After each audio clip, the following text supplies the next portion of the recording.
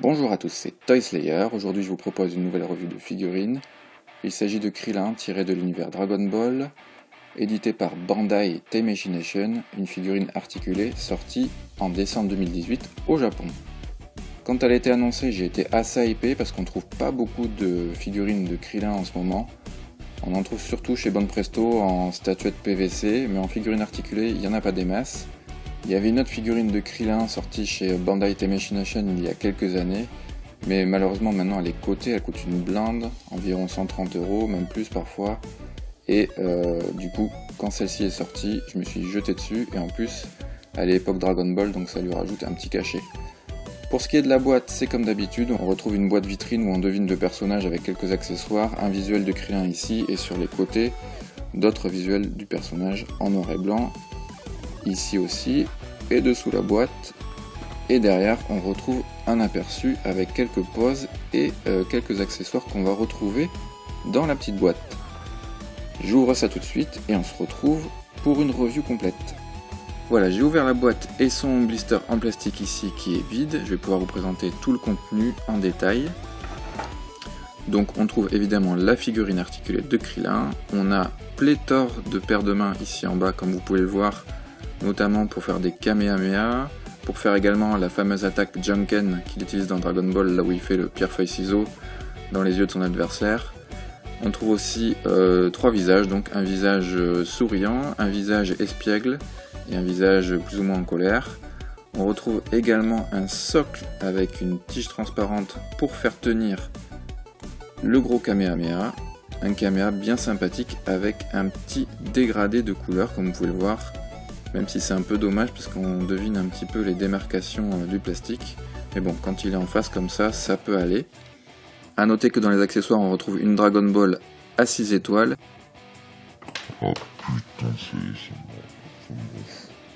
et également une pierre avec le kanji Kame écrit dessus comme dans Dragon Ball. On retrouve également la classique notice de montage qui est toujours pratique pour pas faire de bêtises quand on clipse les différentes parties de la figurine. On retrouve également un flyer qui annonce Goku Vegeta en Super Saiyajin Blue et Broly en Full Power tiré du film Dragon Ball Super Broly.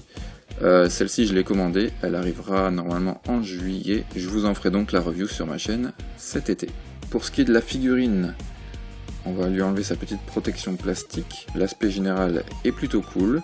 On retrouve ici le logo Kame devant et derrière, le sculpte et la modélisation en général est plutôt bien faite, le visage est bien fidèle au personnage. Évidemment vous l'avez noté, c'est une SH Figuarts, donc c'est une figurine articulée, donc on retrouve des articulations sur le bras au niveau de l'épaule, du coude, du poignet, la tête peut aussi pivoter, le buste aussi.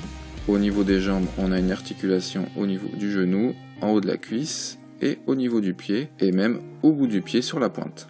La ceinture autour de la taille est dans un plastique souple pour ne pas gêner les mouvements de la figurine, c'est plutôt bien pensé.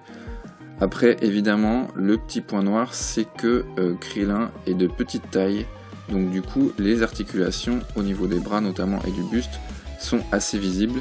Mais bon, vous le savez, c'est le défaut des SH Figuarts, on ne peut pas tout avoir, on ne peut pas avoir à la fois des articulations et en même temps une figurine complètement parfaite au niveau de l'aspect. Maintenant qu'on a vu le contenu en détail, je vous propose qu'on la mesure. Comme vous pouvez le voir ici, j'ai mis ma règle de compétition et je vous ai mis pour vous donner un aperçu Nappa juste à côté, qui est énorme, qui rentre même pas dans le cadre. Nappa qui lui dépasse légèrement les 15 cm. Et Krillin qui est donc à l'échelle, il est tout petit comme dans la série, surtout que c'est l'époque Dragon Ball, à l'époque où il fait les premiers tournois avec Goku. Donc vous attendez pas à une grosse figurine évidemment, les proportions sont respectées, elle fait 9 cm tout juste. Et maintenant pour conclure la vidéo, je vais vous proposer une petite pause avec la figurine en me servant de quelques accessoires et on se retrouve pour la conclusion. Comme vous pouvez le voir, je me suis servi des accessoires pour lui faire une pause où il est en train de balancer un Kamehameha. Donc je me suis servi des mains ouvertes et donc du socle transparent pour soutenir la vague déferlante. Alors il faut savoir aussi qu'avec le socle vous avez aussi un petit crochet qui va servir à tenir la figurine ici comme ceci par le buste pour faire des poses aériennes avec le petit bras transparent que vous avez ici dessous le Kamehameha. Donc si vous voulez faire des coups de pied ou des coups de poing en l'air, c'est possible aussi, grâce à ce petit crochet transparent bien pratique. Alors en conclusion, pour cette figurine de Krillin, j'ai noté 2 petits défauts. Le premier, ce sont les picots au niveau des mains qui m'ont l'air assez fragiles. Je m'explique, je vais retirer la main et comme vous pouvez le voir, ils sont très fins. Je vais faire un focus dessus. Comme vous pouvez le voir ici, au-dessus de mon pouce, les picots pour les mains sont très fins et j'ai peur qu'avec le temps ça pète. C'est vraiment très petit. Bon, c'est dû à la taille de la figurine, hein. Vous voyez le trou pour mettre les mains est très petit aussi. Donc attention quand vous emboîtez les mains à faire gaffe à pas trop appuyer fort pour les emboîter, sinon vous allez péter le picot. Bon, ça reste relativement solide, hein, rassurez-vous, c'est de la bonne marque Tamechination. Voici pour ce premier petit warning, donc les picots des mains, donc à faire attention, bon, même si c'est pas vraiment un défaut, je pinaille un peu. Et le deuxième petit défaut que j'ai noté, c'est au niveau des couleurs. C'est très simple, un rendu assez plastique, il n'y a pas trop de dégradés de couleurs. Alors c'est vrai que c'est une gamme où il n'y en a pas beaucoup d'habitude, mais ils font parfois des petits efforts en mettant des petits dégradés sur la peau. Bon là la figurine est un peu trop petite à mon avis pour pouvoir en faire, c'est peut-être pour ça qu'il n'y en a pas du tout. Mais par exemple sur la Nappa on avait des petits dégradés de couleurs sur la peau, ou même sur d'autres figurines. Bon là c'est vraiment des aplats de couleurs simples, ça reste très bien peint heureusement, c'est très précis, comme vous pouvez le voir le visage est très fidèle. Il y a des petits détails, même avec les petits points de Krillin ici. Ici, les sourcils aussi, on a des petits détails comme ça qui font plaisir. Mais ne vous attendez pas à des dégradés ou quoi que ce soit, c'est vraiment des aplats de peinture simples, mais efficaces. En conclusion, cette figurine de Krillin, évidemment, je vous la conseille.